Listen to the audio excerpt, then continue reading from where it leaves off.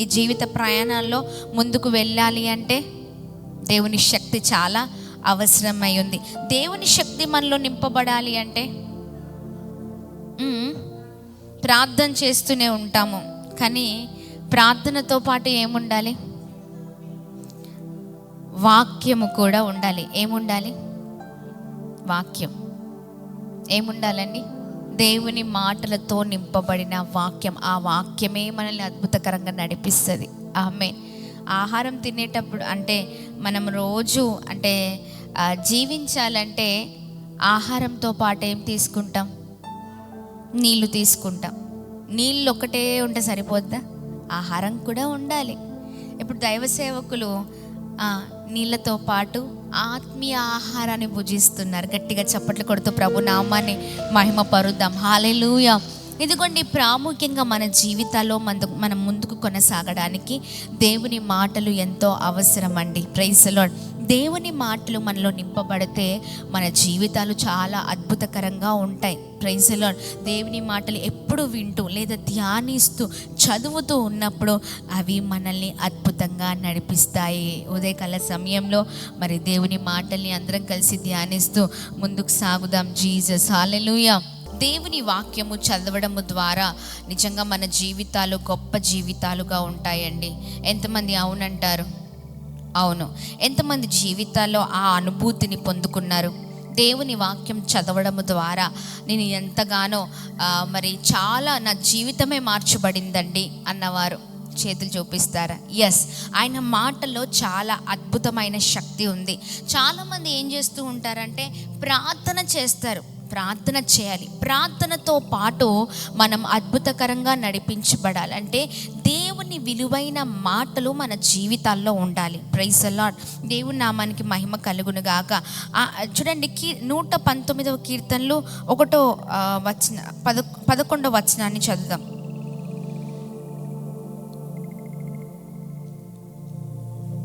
119వ కీర్తనలు. నీ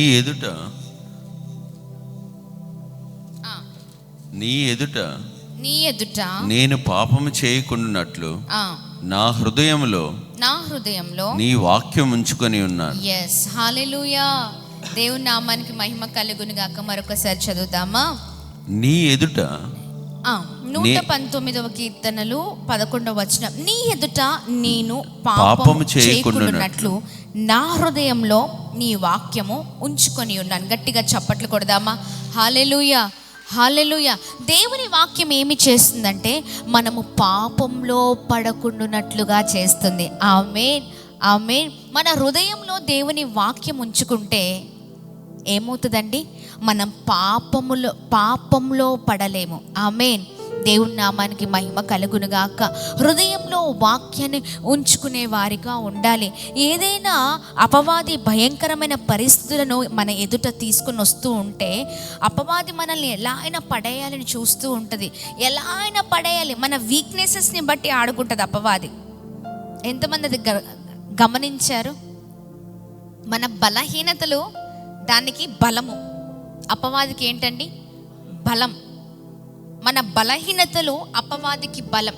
మన బలహీనతలు ఏ ఉన్నాయో మనకు తెలుసు. అవునా కదా?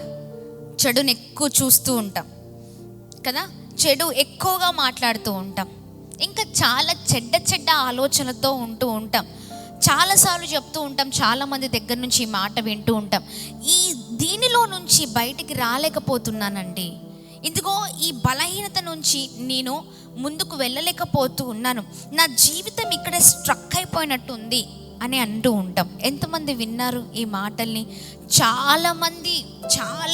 ఇదిగో ఈ బలహీనతలనే నన్ను లాగేస్తున్నాయి, ఈ బలహీనతలతోనే నా జీవితం అంతా కూడా అయిపోతుంది, నేను దీని నుంచి బయటికి రావట్లేదు అంటే ఇదిగోండి మనలో దేవుని మాటలు లేవు కనుక ఏం చేస్తాం? త్వరగా పడిపోతాం. ఆ బలహీనతల్ని క్యాచ్ చేసుకొని అపవాది ఏం చేస్తుందో తెలుసా? బలవంతుడైపోయి చక్కగా ఇంకా మనం లోనవ్వడానికి ఎన్నో ఆసక్తికరమైన ఎన్నో ఈ లోకానికి సంబంధించినవన్నీ కూడా మన ఎదుట పెడుతూ ఉంటుంది.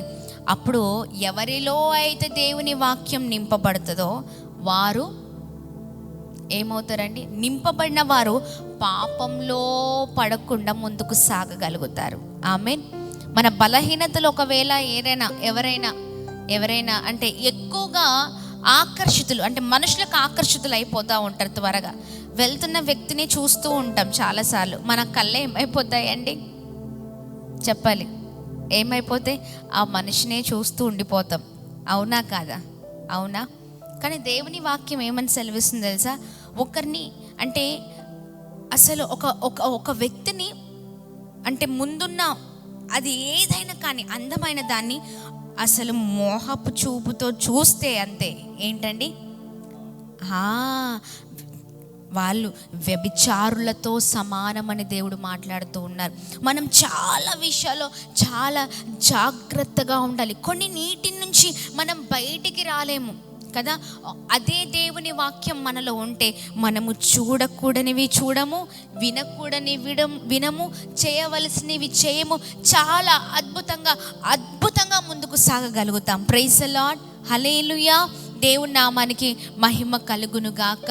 గట్టిగా చప్పట్లు కొడుతూ ప్రభు నామాన్ని అందరం కలిసి మహిమ పరుద్దామా? ఆమేన్. దేవుని నామానికి మహిమ కలుగును గాక.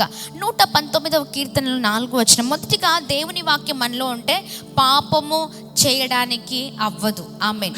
రెండవదిగా 119వ కీర్తనలో 9వ వచనంలో దేవుని మాటలు ఉన్నాయి, చదువుదామా?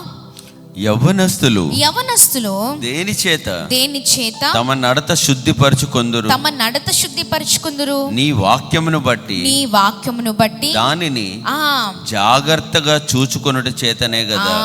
జాగ్రత్తగా చూచుకొనుట చేతనే కదా. దేవుని వాక్యము మన నడతలను శుద్ధి చేస్తుంది. గట్టిగా చప్పట్లు కొడదామా? హల్లెలూయా.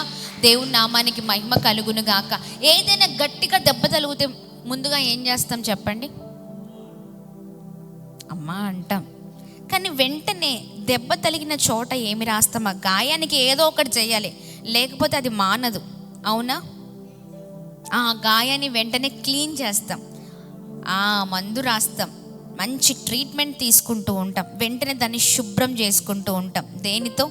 స్పిరిట్తోనో, ఆయుడినా, ఏమంటారు చక్కగా దానికి సంబంధించిన స్పిరిట్ అంతా కూడా వేస్తే లోపడంతా మురికి బయటకు వస్తుంది. ఫస్ట్ క్లీన్ చేస్తారు, అంతే.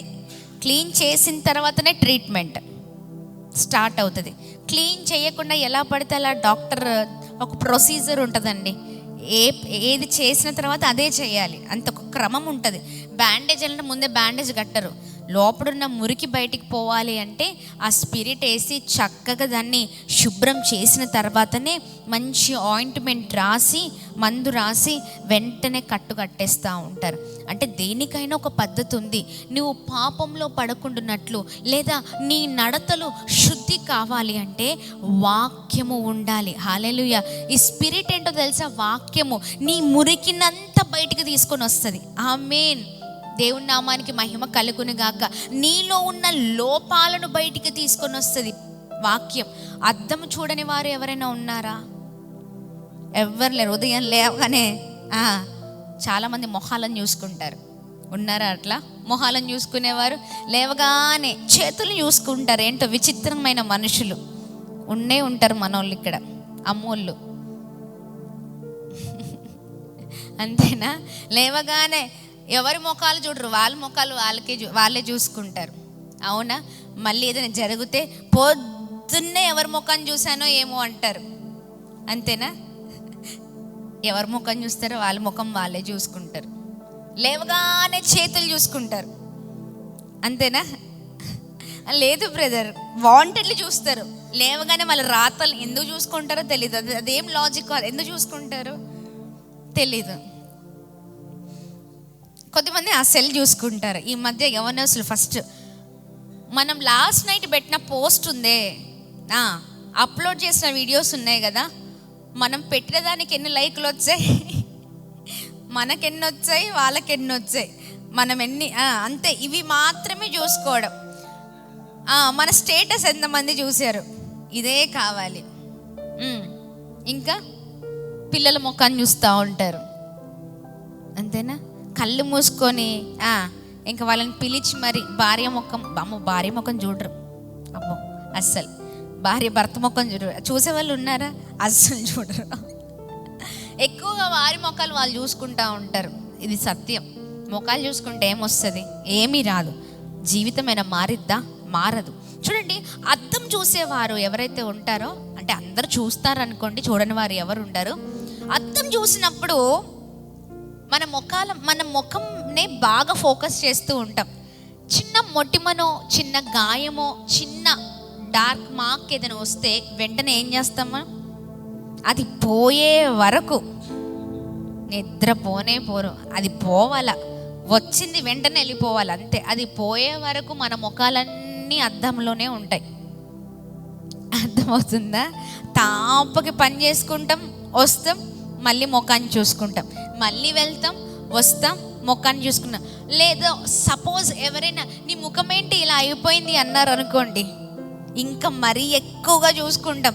అయ్యో ఏమైందో అని చూసుకుంటూ ఉంటాం. అవునా? అంటే ముఖానికి అంత ప్రాధాన్యత ఇస్తూ ఉంటాం.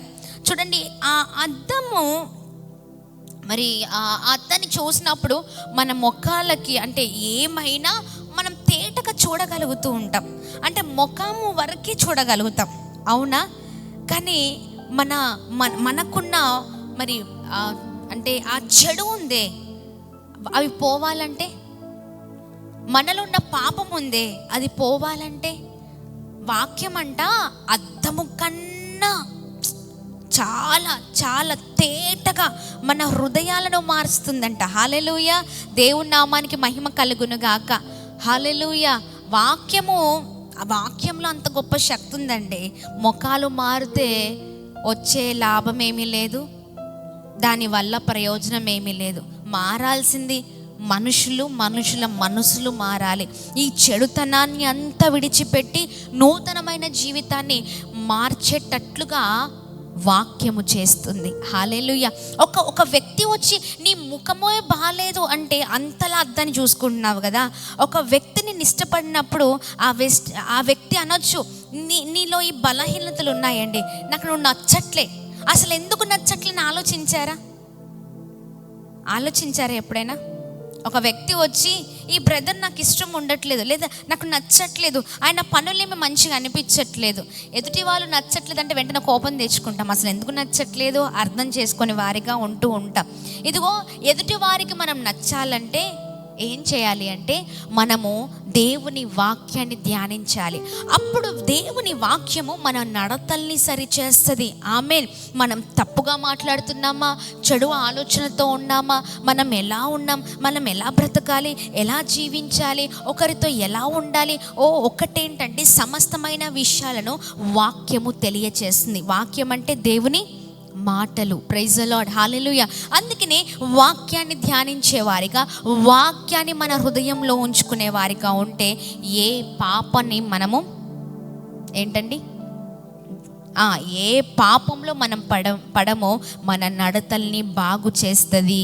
ఆమేన్. వాక్యము 119వ కీర్తనలు 50వ వచనాన్ని చదువుదామా? 50.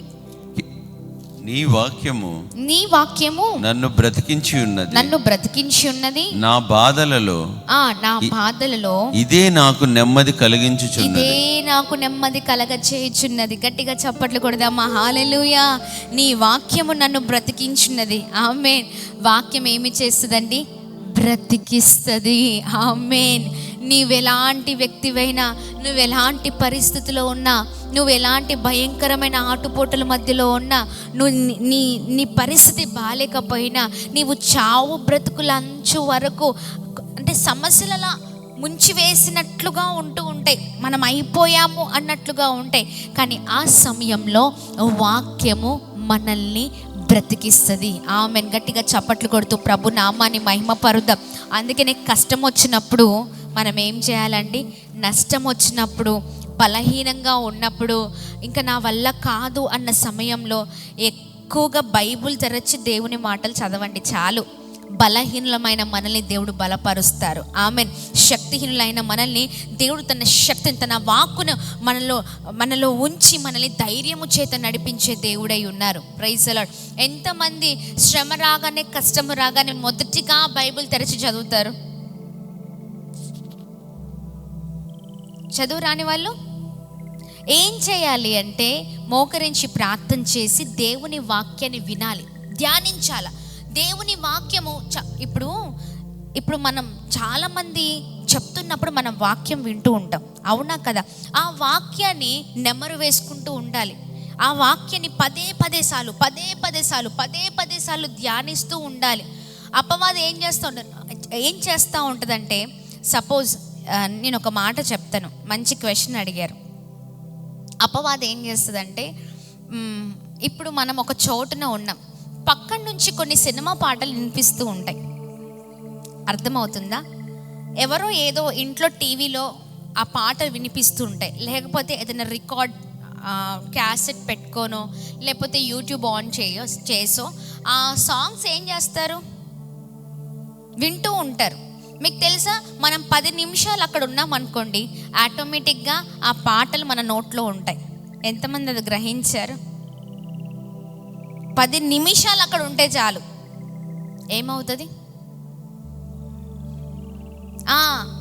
నీకు తెలియకుండానే 10 నిమిషాల తర్వాత ఆ పాట వాళ్ళ ఇంట్లో కాదు, మన నోట్లో ఉంటుంది వెంటనే, అవునా కదా?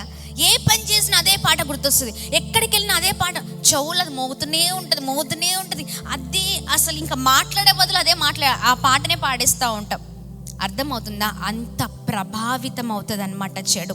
ఆ సమయంలో మనం ఏం చేయాలంటే, చదువు రాదమ్మా, ఏం రాదమ్మా, ఎలా మరి నేను వాక్యం చదవాలి అంటే, చూడండి, ఆ 10 నిమిషాలు నువ్వు ఉండని సమయంలో నువ్వు ఉంటే నిన్ను ఎలా ప్రభావితం చేస్తుంది చెడు. ఆ సమయంలో నువ్వేం చేయాలంటే, నిన్ను మంచి సహవాసం కలిగిన వ్యక్తుల దగ్గరకు వెళ్ళాలి. ఆ సమయంలో దేవుని మాటలు వారి దగ్గర నుంచి నువ్వు నేర్చుకోవాలి, వినాలి. లేకపోతే ఆ మాటల్ని, దేవుని మాటలు ఏవైతే నీ చెవున ఉన్నాయో, నీ హృదయంలో ఉన్నాయో వాటిని ధ్యానిస్తూ ఉండాలి, లేదా పాటలు వింటూ ఉండాలి. ఆ సమయంలో ఏదో ఒక పని మనం ఏంటి అంటే దేవుని వైపే త్రిప్పబడినట్లుగా ఉండాలి. అప్పుడు ఆ క్రియలు మనకు అంటావు. ఆమేన్. దేవుని నామానికి మహిమ కలుగును గాక. ఆపత్కాల సమయంలో చాలామంది ఆత్మీయులు దైవికమైన వారి దగ్గరికి వెళ్ళి కూర్చొని దేవుని మాటల్ని డిస్కస్ చేయాలి. ఆమేన్. దేవుని నామానికి మహిమ కలుగును గాక. కొద్దిమంది ఎలా ఉంటారంటే, వారి ఆత్మీయులు ఎవరంటే కష్టం వచ్చినప్పుడు చెడు సహవాసంలో ఉన్నవారు వాళ్ళ ఆత్మీయులు. అనవసరమైన ముచ్చట్లు, తాగుబోతుల దగ్గరికి వెళ్ళి నువ్వు కూర్చున్నావు అనుకో, తిరుగుబోతుల దగ్గరికి వెళ్ళి కూర్చున్నావు అనుకో, కష్ట సమయంలో మీకేం తెలుసండి, నాకెంత కష్టం ఉందో తెలుసా, వీడు నా ఫ్రెండ్ అందుకనే కూర్చున్నంటే సరిపోదు, వాడు కూడా నిన్ను ఇంకా భయంకరమైన పరిస్థితిలోనికి లాగేస్తాడు. చెడు దగ్గర మనం ఉండకూడదు. Praise the lord. నీ సహవాసము ఆత్మీయులతో ఉండాలి. ఆ సమయంలో నీకు చదువు రాకపోవచ్చు, కానీ ఆత్మీయమైన సహోదరుడు నిన్ను ఆత్మీయంగా బలపరిచే వ్యక్తులు కొంతమంది ఉంటారు. ఆ వ్యక్తుల్ని ఎప్పుడు కూడా నీ పక్కనే ఉంచుకోవాలి. ఆమేన్. నీకు కష్టతరమైనప్పుడు నీకు చదువు రాకపోవచ్చు, కానీ దేవుడు మాట్లాడిన మాటలు మాత్రం ఖచ్చితంగా నీకు గుర్తుంటాయి. దేవుడిచ్చిన వాగ్దానాలు ఖచ్చితంగా గుర్తుంటాయి. ఆ సమయంలో నెమరు వేసుకునే శక్తి నీకు ఉండాలి.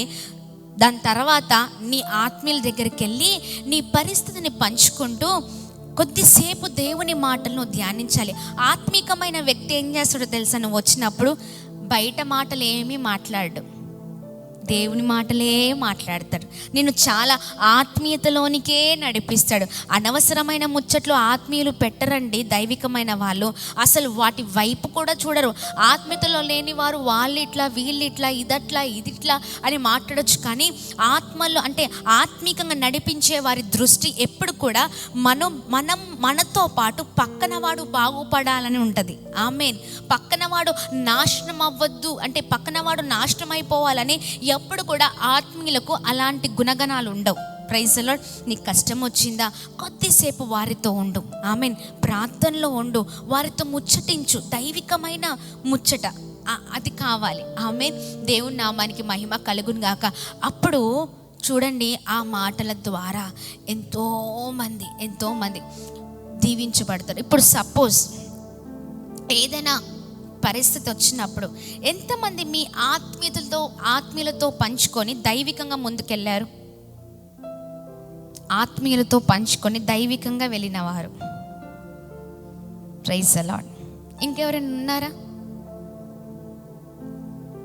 కష్టం వచ్చినప్పుడు, అంటే ఎలాంటి కష్టం అంటే ఆ ఊబిలో నుండి బయటికి పడలేని రాని పరిస్థితిలో ఉన్నప్పుడు ఆత్మీయులతో కూర్చొని సంభాషణ చేసిన వారు చెయ్యం. మనకెప్పుడు కూడా ఫ్రెండ్స్, భయంకరమైన ఫ్రెండ్స్ ఉంటారు, లోకస్తులే ఎక్కువ, అంతేనా? కనీసం సేవకుడి దగ్గరకో సేవకురాల దగ్గరకో వచ్చి పంచుకున్నారా ఎప్పుడైనా? Very good. వాళ్ళు మంచి సజెషన్స్ ఇస్తారు, చక్కగా నడిపిస్తారు. ఆత్మీయులు ఎప్పుడు కూడా మనల్ని పడేయరండి, మనల్ని నడిపిస్తారు, మంచి మార్గంలో నడిపిస్తారు, మంచి బోధ చేస్తారు. బోధ కూడా చాలా అద్భుతంగా ఉంటుంది. మంచి బోధ, మంచి నడవడి, మంచి ఒక విశేషకరమైన నడవడిలో నడిపిస్తారు. ఆ సమయంలో వారు కాదు మాట్లాడేది, కానీ లిటరల్లీ దేవుడే మాట్లాడి నడిపిస్తారు. హల్లెలూయా, దేవుని నామానికి మహిమ. ఎందుకంటే నువ్వు కష్టతరమైన పరిస్థితిలో ఉన్నావని దేవునికి తెలుసు కాబట్టి ఆ ఆత్మీయుల నోటిలో దేవుడు తన మాటల నుంచి ఆయన పలికిస్తారు. ఆమేన్. దేవుని నామానికి మహిమ కలుగును గాక. చూడండి, అందుకనే దేవుని వాక్యము మన హృదయంలో ఉంచుకోవాలి. దేవుని వాక్యం అంట మనల్ని చూడండి, నీ వాక్యము నన్ను బ్రతికించుచున్నది, నా బాధల్లో అదే నాకు నెమ్మది. వాక్యం చదువుతున్న కొలది ప్రశాంతంగా ఉంటుందండి, చాలా ప్రశాంతత, నెమ్మది. ఎంత నెమ్మది అంటే అబ్బా ఇంకా చాలు ఈ జీవితం అన్నట్లుగా ఉంటుంది.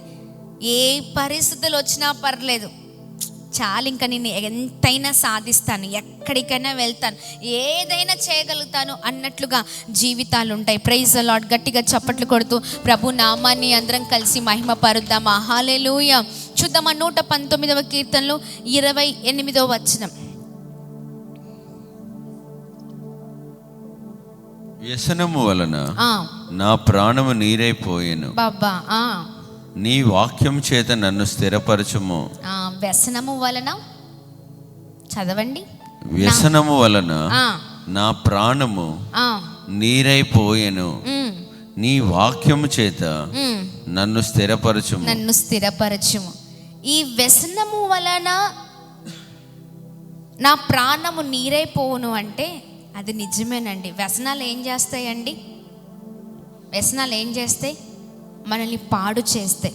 మీకు కూడా తెలుసా, ఈ మధ్య కాలంలో 2 నెలలు 3 నెలల క్రితము, లేకపోతే 1 సంవత్సరం క్రితము ఈ మాటలు తాగిన వాళ్ళని తాగి లివర్లు డ్యామేజ్ అయిపోయి ఈ ఇంజెక్షన్స్తో తాగిన వారి లోపల నీళ్లు ఫామ్ అయిపోయాయి.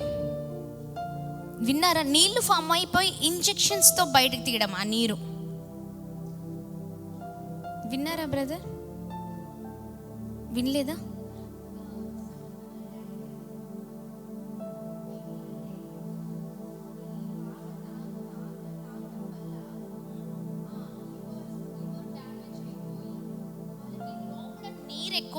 నీరు ఎక్కువైపోయి శంభునిగూడెంలో ఒక తమ్ముడికి కూడా సేమ్. గుర్తుందా నీకు? గుర్తుందా? ఎవరు అంటే సౌందర్య వాళ్ళ ఇంటి దగ్గర, కిషోర్ వాళ్ళ ఇంటి దగ్గరలో ఉన్న వ్యక్తికి కూడా లివర్ డ్యామేజ్ అయిపోయి అసలు ఒంట్లో నీరు ఎక్కువ అయిపోయి ఆ ఇంజెక్షన్స్తో ఆ తాగిన నీరు ఉంటుందా లోపల అలా ఇన్ఫెక్షన్ అయిపోవడం, అదంతా ఇంజెక్షన్స్తో బయటికి తీయడం. ఆ నీరు ఎన్ని నీళ్ళు అనుకుంటున్నారు? బాటిల్ నీళ్ళు తీయడం. నేను ఆ శంభునిగూడెం కేసు విన్న తర్వాత మరొక కేసు వీళ్ళ డాడీదే. చూడ, వ్యసనాలు మనల్ని ఎంత స్థితిలోనికి గురి చేస్తాయి తెలుసా? అసలు వింటుంటేనే చాలా భయంకరంగా ఉంది. తాగింది అలా స్టోర్ అవ్వడం ఏంటి? అంతే. అందుకనే మనము వ్యసనాలకు గురి అవ్వకుండా, వ్యసనంలో పడకుండా, అది ఏదైనా ఫోనే కావచ్చు, ఏదైనా తాగేదే కావచ్చు, తినేదే కావచ్చు, అది ఏదైనా, దీన్ని కూడా చూసేవాళ్ళు చాలామంది ఉన్నారు. ఇది కూడా ఒక వ్యసనమే, అవునా? అసలు ఇది లేకుండా ఉండరండి. లేకపోతే ఏదైనా వస్తువు లేకుండా సస్సేమీరా ఉండరు. ఒక వ్యక్తి లేకుండా, ఒక వ్యక్తిని కూడా అతిగా ప్రేమించేవారు వారికి బానిసలు అయిపోయినట్లే. అది ఒక వ్యసనమే. దేవుడు తప్ప మిగతా వారందరూ కూడా, అంటే దేనికి ఎక్కువగా ప్రాధాన్యత ఇస్తాం చూడండి జీవితంలో, అదేంటో తెలుసు, వ్యసనమే. ఆ వ్యసనము ద్వారా మన జీవితాలు ఏమైపోతాయండి? నాశనం అయిపోతాయి, నీరైపోతాయి. కానీ చూడండి, దేవుని వాక్యం ఏమి చేస్తుందంటే మనల్ని వాక్యము చేత నన్ను స్థిరపరచుము అని ఇక్కడ అడుగుతూ ఉన్నారు కదా. అంటే చూడండి, దేవుని వాక్యము మనల్ని స్థిరపరుస్తుంది. త్రొట్టిల్లకుండా, మనం పడిపోకుండా, దానిలో బానిసలు అవ్వకుండా, దానిలో అది ఆ వ్యసనానికి అలవాటు అవ్వకుండా వాక్యం ఏం చేస్తుంది? స్థిరపరుస్తుంది. గట్టిగా చప్పట్లు కొడుతూ ప్రభు నామాన్ని అందరం కలిసి మహిమ పరుద్దాం. 2 చేతులు పైకెత్తి ప్రభు నామాన్ని మహిమ పరుద్దాం. హల్లెలూయా.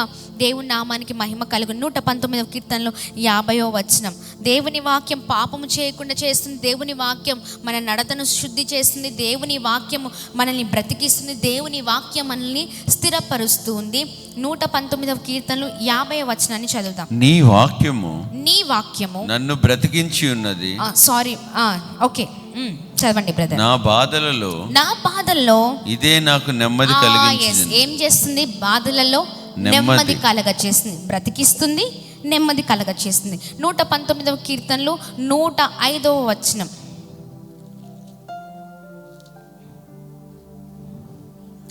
నీ వాక్యము నా పాదములకు దీపమును నా త్రోవకు వెలుగై ఉన్నది. గట్టిగా చప్పట్లు కొడుతూ ప్రభు నామాన్ని మహిమ పరుద్దాం.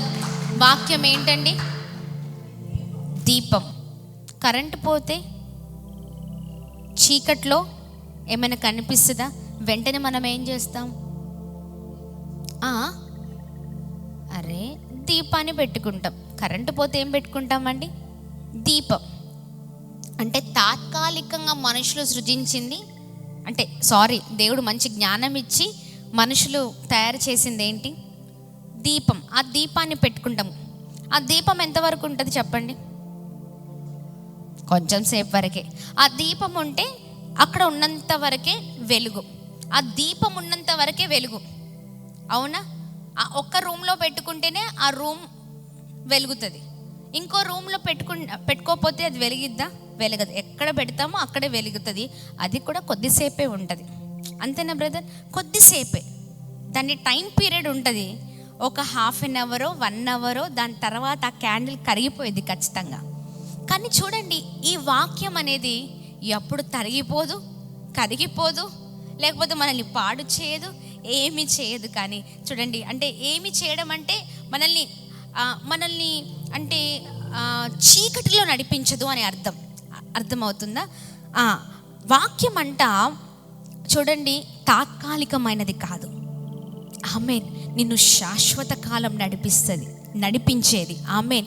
ఆ వాక్యము మన పాదాలకు దీపం. ప్రతి అడుగు వేస్తున్నప్పుడల్లా చూడండి, కింద వచనాలు మనం చూసినట్లయితే, నా త్రోవకు వెలుగై ఉన్నది. ఆమేన్. నీ అడుగులు, నీ పాదాలు పడుతున్న కొలది నీవు ఎన్ని అడుగులు వేసినా, నువ్వు ఎక్కడికి వెళ్ళినా, నేను జీవితంలో వాక్యము గనక నీతో ఉంటే, ఆ వాక్యము నిన్ను వెలుగులోనికి నడిపిస్తుంది. తాత్కాలికంగా ఒకరోజు, కొన్ని గంటలో, లేకపోతే వెలిగించినంత వరకే వెలిగి ఆరిపోయేది కాదు వాక్యము. హల్లెలూయా. దేవుని నామానికి మహిమ కలుగును గాక. శాశ్వత కాలము మనతో ఉంటే వాక్యము మన పాదాలకు అది దీపమై వెలుగు. నీ ప్రతి అడుగులో వెలుగు.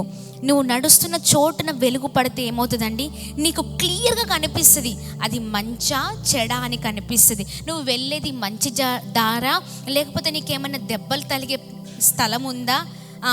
కొన్నిసార్లు చీకట్లో మనం ఏం చేస్తామండి?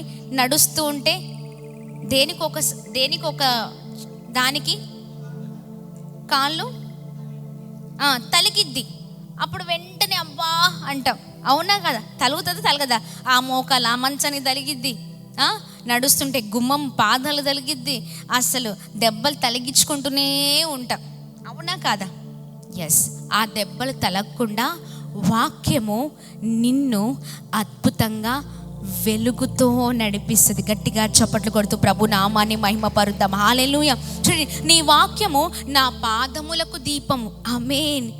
దీపము అంటే ఆ దీపం ఉందనుకోండి, గాయము తలగకుండా, మనం పడిపోకుండా, మనము నశించిపోకుండా, మనము పాడైపోకుండా, మనం ఎలాంటి గోతులో పడకుండా. గోతుల్లో చాలాసార్లు పడుతూ ఉంటాం, అవునా? గోతుల్లో పడ్డ వాళ్ళు ఎంతమంది?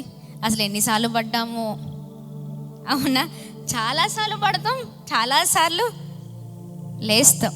మీకు ఒకటి తెలుసా, మనంతటా మనం ఎప్పుడు లెగమండి, దేవుడే లేపుతాడు. ఆమేన్. మనంతటా మనం లేచామని మనం అనుకుంటాం, కానీ లేదండి. మనం ఎప్పుడు మన వల్ల ఏది కాదు, ఆ గోతులో నుండి బయటికి వచ్చామంటే దేవుడు మనల్ని ప్రేమిస్తున్నారు కనుకనే ఆ గోతులో నుండి బయటికి రాగలుగుతాం. ఆమేన్, ఆమేన్. ఎన్నోసార్లు అలా పడిపోకుండా వాక్యము మనతో ఉంటే మన పాదాలకు దీపము. ఏంటండి? పాదాలకు దీపము, నా త్రోవకు అంటే వెళుతున్న త్రోవలో ఆ దీపము వెలుగునిస్తూ ఉంది. హల్లెలూయా. దేవుని నామానికి మహిమ కలుగును గాక. అందుకనే వాక్యాన్ని ధ్యానించే వ్యక్తులముగా మనం ఉండాలి. దేవుని మాటలు మనతో ఉంచుకోవాలి.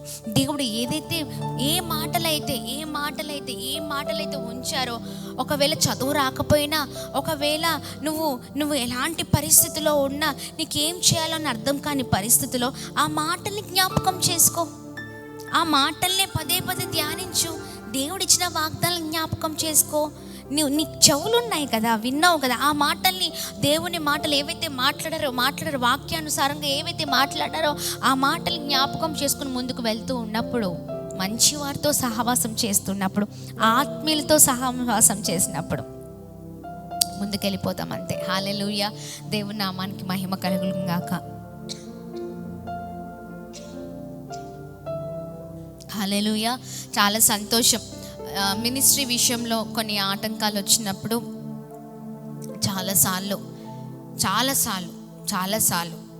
జగన్ బ్రదర్, నేను కలిసి ప్రార్థన చేసిన రోజులు ఎన్నో గుర్తుందా? చాలాసార్లు మాట్లాడుకునేవారు. సమస్యలు వచ్చినప్పుడు వెంటనే సమస్యలు మినిస్ట్రీ విషయంలో ముందుకు వెళ్తున్న క్రమంలో చాలాసార్లు, అంటే మనము ఆ సమయంలో ఆత్మీయులతో బంధం ఉండాలి మనకు. ఆమేన్. ఆత్మీయ బంధం ఏమి చేస్తుందంటే మంచి గైడ్ లైన్స్, అవి దేవుని మాటలే అండి. నిజంగా చెప్తున్నాను, దేవుడు ఖచ్చితంగా ఉండి మాట్లాడుతూ ధైర్యంగా నడిపిస్తూ ఉంటారు. చాలాసార్లు మినిస్ట్రీ విషయంలో ప్రార్థన చేశాం. ఆమేన్.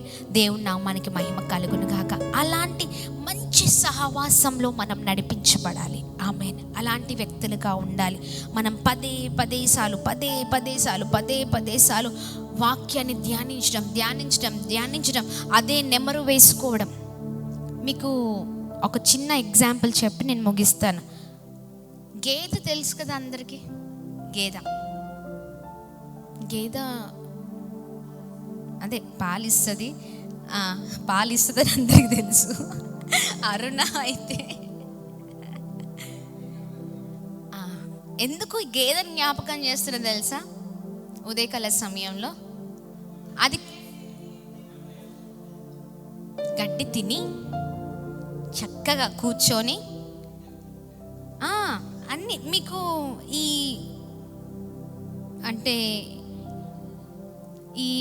ఏవైతే ఏమంటారు, ఆవులు, గేదెలు, జంతువులు, ఇవి ఏవైతే ఉన్నాయో, మీరు చూస్తే కోతి, ఇట్లా జంతువులు ఏవైతే ఉన్నాయో అవి ఏం చేస్తుంది తెలుసా? తిన్నదాన్ని కూర్చొని చాలా తీరిగ్గా, ఇక్కడ దౌడ్లో కోతి ఇక్కడ పెట్టుకొని ఇక్కడ ఫస్ట్ ఇక్కడ ఫిల్అప్ చేసేసుకుంటుంది మొత్తం. కోతి ఇంత కనిపిస్తుంది మెల్లగా. అది ఏం చేస్తుంది తెలుసా? మీరు గమనిస్తే, ఎప్పుడైనా గమనించారు కోతిని? వెంటనే ఈ చేత్తో ఇలా అనుకుంటుంది. చూసారా బ్రదర్? ఇట్లా పెట్టి స్టోర్ చేసుకుంటుంది. వాటికి ఎంత జ్ఞానం అండి. మంచిగా స్టోర్ చేసుకొని ఇలా దౌడ్లో టక్క ఏమంటే చాలా ఫాస్ట్గా ఇలా పెట్టేసుకొని ఇట్లా అనుకుంటూ కూర్చొని తీరిగ్గా ముందే స్టోర్ చేసుకొని తీరిగ్గా కూర్చొని వాటిని చక్కగా హ్యాపీగా ఎంజాయ్ చేస్తాయి అవి. గేదె అయితే నవిలినట్టే నెమ్మరు వేసుకుంటూ ఉంటుంది. అంటే అది తిన్నది చేస్తూ ఉంటుంది, దాని ప్రాసెస్ దానికి ఉంది. వాక్యాన్ని వింటున్నాం, విని తీసి పక్కకు పెడతాం అంతే. చాలాసార్లు ఏం చేస్తుంది తెలుసా, దేవుడు మాట్లాడుతున్న సమయంలో మనకెంత పొగరు, గర్వం అంటే నాకు కాదులే, నేనంత పర్ఫెక్ట్. ఎన్నిసార్లు దేవుడు మాట్లాడినా నేను దీంట్లో కరెక్టే ఉన్నాను, ఇది తెలిసిన వాక్యమే, ఇది నాకు కాదు పక్కనోడికి అంతేనా, ఇది నాకెందుకు, నేను అన్నిట్లో బాగానే ఉన్నాను కదా. అసలు దేవుడు ఎందుకు ఆ సమయంలో ఎందుకు మాట్లాడుతున్నారు? గ్రహించని వారిగా ఉంటుంటాం. నాకు కాదులే, నాకు అవసరం లేదులే, నేను అన్నిట్లో సరిగ్గా ఉన్నానులే. ఇలాంటి వ్యక్తులు, ఇలాంటి ఆలోచన కలిగిన వారు ఎన్నటికీ చరిత్రలో బాగుపడరు. అవి చక్కగా ఆ జంతువులు చక్కగా స్వీకరించి చాలా అలా కూర్చొని రిలాక్స్గా నెమరేసుకుంటూనే ఉంటాయి. ఆ దవడకేసుకొని నవ్వులుతూనే ఉంటాయి. మిడ్ నైట్ చూడు, బయటకు వచ్చి రాత్రి చూడు, ఏం చేస్తాయి బ్రదర్? కూర్చొని దాని నోరు ఖాళీగా ఉంటుందా? ఉండనే ఉండదు. మీరు చూడండి, అది ఎప్పుడు సరిగ్గా కూర్చునేది ఉండదు. అదే పని, మనం ఖాళీగా ఉంటే చెత్తంతా వేసేసుకుంటాం, అంతేనా? చెత్తంతా లోపలికి వెళ్ళిపోవాల్సిందే అంతా. ఫస్ట్ చెత్త, దాని తర్వాత ఏదైనా చూద్దాం. చెత్త వేసుకున్న తర్వాత మొత్తం పాడైపోయిన తర్వాత ఇంకేం వేసుకుంటాం, అవునా కాదా? మనమైతే అది ఖాళీగా ఉన్న సమయం, అది కూర్చున్నా నిలుచున్నా ఏం చేసినా దాన్ని అర్ధరాత్రి 3 గంటలకు వచ్చి చూసినా, 2 గంటలకు వచ్చి చూసినా, 4 గంటలకు చూసినా, అది చక్కగా దాని పని అది చేస్తూనే ఉంటుంది. తినడం, నెమరేసుకోవడం, తినడం, మనం వింటాం, వదిలిపెట్టడం, ఇవే జీవితాలు. అలాంటి జీవితాలుగా ఉండకూడదు మన జీవితాలు. ఎందుకు దేవుడు ఉదయకాల సమయంలో మాట్లాడుతున్నారంటే, మనం చెదిరిపోవడం, పాడైపోవడం దేవునికి ఇష్టం లేదు. మనము స్థిరముగా ఉండాలి, స్థిరమైన క్రైస్తవులు. ఆమేన్. ఎలాంటి క్రైస్తవులం? స్థిరము కలిగిన క్రైస్తవులం. హల్లెలూయా. మనం స్థిరముగా ఉండాలంటే వాక్యము మనలో నింపబడినప్పుడే స్థిరత్వం. ఆమేన్. ఇటు కొంచెం అడుగు చాలామంది వేస్తూ ఉంటారు. ఆ అడుగులు అటు ఇటు వేస్తే ఏమైపోతుంది తెలుసా? మధ్యలో మునిగిపోతాం. స్థిరత్వం కావాలి అని ప్రార్థన చేద్దాం. దేవుని వాక్యాన్ని ధ్యానిస్తూ పదే మనం ముందుకు వెళ్దాం. విడిచిపెట్టే వారిగా కాదు, పట్టుకొని ముందుకు సాగే వారిగా ఉందుము గాక. ఆమేన్.